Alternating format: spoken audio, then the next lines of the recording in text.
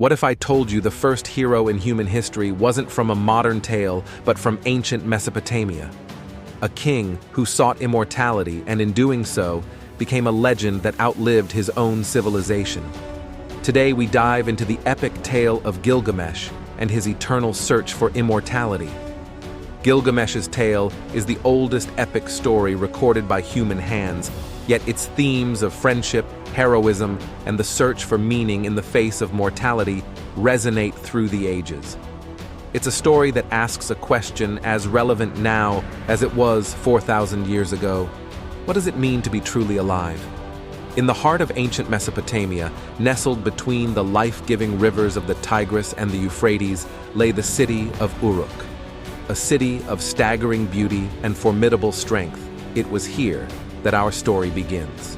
Uruk was ruled by someone whose name has echoed through millennia, Gilgamesh, a figure of immense power who was no ordinary king. 2/3 god and 1/3 human, his strength was unmatched, his courage untamed. Yet it was his insatiable quest for glory and immortality that defined his legacy. In his early reign, Gilgamesh was a force of nature. Under his leadership, Uruk flourishing like never before, becoming a beacon of civilization in a world still veiled in the mists of time. But with great power came a tyranny that troubled the people of Uruk. They cried out for mercy, and the gods listened. In their wisdom, they created Enkidu, a wild man of equal strength, to challenge Gilgamesh and redirect his path. Enkidu, born of the wilderness and untamed as the beasts, was mirrored Gilgamesh's own wild heart. From fierce rivals, they became the closest of companions, brothers in arms. As dawn broke over the walls of Uruk, the two heroes stood ready, their sights set on a destiny that would lead them beyond the known world. The legend of Gilgamesh had just begun. As they ventured into the unknown, their first challenge awaited in the cedar forest, home to Humbaba, a fearsome guardian set by the gods to protect its sacred grounds. This creature was no mere beast, but a monstrous entity whose very breath could bring death. In a battle of epic proportions, Gilgamesh and Enkidu confront Humbaba. With their combined might and unwavering courage, they face the guardian, in a clash that would echo through the ages.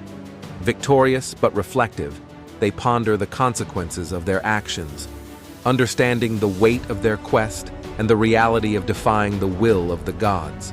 As their journey unfolds, so does their friendship deepen, forged in the heat of battle and the quiet moments in between.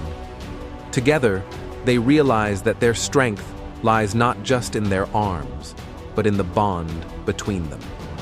With each step, they venture further into the realm of legend, where their deeds will become the stuff of myths. In defiance of the gods, Gilgamesh spurns the advances of Ishtar, inciting the goddess's fury. In her vengeance, she unleashes the bull of heaven upon Uruk, bringing drought, famine, and despair to its people. As the bull descends, its every stomp causing the earth to tremble and ravines to form, Gilgamesh and Enkidu stand ready. Their determination is as unyielding as the walls of Uruk itself. In a display of unmatched valor, they dodge Bull's deadly charges. Gilgamesh, wielding weapons blessed by the gods, strikes with precision. Enkidu, ever the loyal companion, aids with his strength and wisdom, guiding their strategy against the divine foe. After a fierce struggle that seems to shake the very foundations of the earth, Gilgamesh delivers the final blow, and the bull of heaven falls. Yet, in the midst of their triumph, a shadow looms over Gilgamesh and Enkidu, for they know that in defying the gods, they have invited the wrath of heaven upon themselves. As the shadow of mortality descends upon Enkidu, the city of Uruk finds itself enveloped in a silence, a stark contrast to the triumphant echoes of their recent victories. In these final moments, the lessons of their journey together take on a new meaning. Enkidu, once a wild man untamed by civilization, finds peace in the human connections he's made. Gilgamesh, faced with the mortality of his dearest companion, confronts his own fears and the inevitable truth that not even heroes can escape the finality of death. As Enkidu's breath fades like the last light of dusk, Gilgamesh finds himself at the precipice of an abyssal grief, marking the end of one journey and the beginning of another. A king is reborn from the ashes of despair with a new quest, a quest for immortality. Through desolate deserts and over towering mountains, Gilgamesh faces trials that test not just his strength, but the very fiber of his being. Each step forward is a defiance of the natural order, a testament to his will to transcend the limitations of humanity. At last, beyond the waters of death, Gilgamesh finds Utnapishtim, the faraway, the only mortal to have crossed into the realm of eternity. It is here, in the presence of one who has achieved what Gilgamesh seeks. Utnapishtim recounts the tale of the Great Flood, a cataclysm sent by the gods to cleanse the earth, and how he was chosen to survive and preserve life. His immortality, a gift and a curse, serves as a stark reminder that the fate of mortals is not to live forever, but to leave behind a legacy that endures. To lay bare the truth of immortality, Utnapishtim sets before Gilgamesh a test, a seemingly simple challenge, yet one that strikes at the heart of human frailty. "Stay awake for 6 days and 7 nights," Utnapishtim commands, "and you shall grasp the secret of eternal life." As the first stars of evening rise, Gilgamesh's vigil begins. With every passing hour, the weight of exhaustion grows heavier, a tangible reminder of the mortal coil that binds him. Despite his godlike strength and heroic resolve, the sands of sleep prove too relentless. Gilgamesh falls into a deep slumber, succumbing to the very human need he sought to overcome. The test is failed, not for lack of courage, but because of the unalterable essence of being human. Upon awakening, Gilgamesh is confronted with the reality of his failure. In the end, Gilgamesh understands that immortality is not the absence of death, but the presence of life in the memories and the world we shape. With a heavy heart, but a clearer vision, he turns back towards Uruk, ready to embrace his mortality and immortalize his name through the legacy he leaves behind.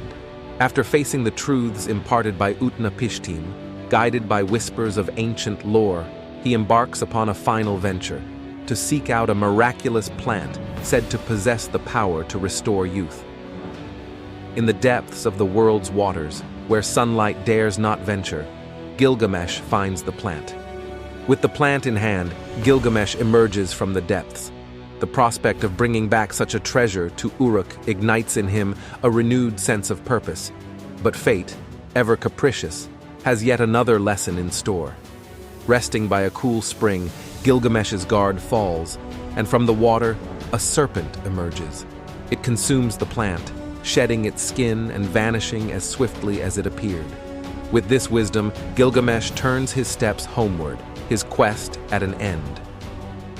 The journey for immortality ends not with the elixir of life, but with the realization that true immortality is found in the legacy we leave behind. In the years that follow, Gilgamesh dedicates himself to his people, enriching their lives and ensuring the prosperity of Uruk.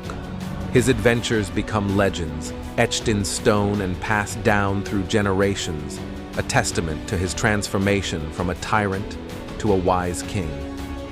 As the sun sets on Gilgamesh's reign, he meets his mortality with the grace of one who has seen the depths of the world and the heights of the heavens.